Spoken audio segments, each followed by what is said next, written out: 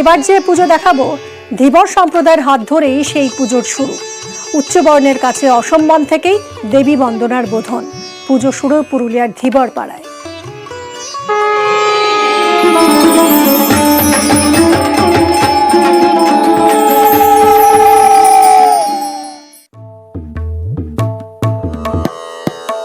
পুরুলিয়ার ধীবর সমিতির দুর্গা মন্দির।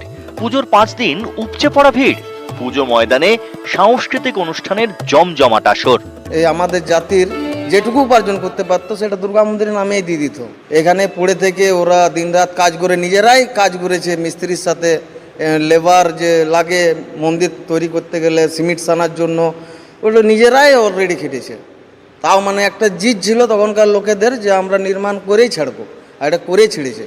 পটশিল্পই থাকবে, কিন্তু তার মধ্যে একটু মানে শিল্পের ছোঁয়া একটু আলাদা থাকবে আর কি। এটা বাবা করেছেন, এরপর আমি বিগত ধরুন আমি 5 বছর ধরে এটা করে আসছি।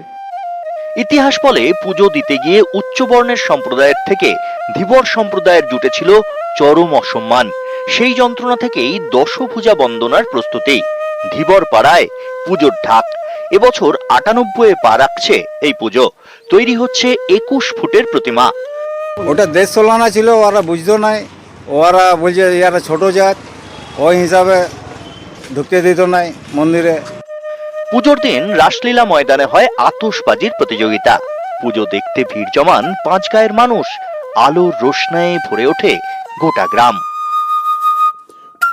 পুরুলিয়া থেকে ইন্দ্রজিৎ রুজ, নিউজ 18 বাংলা।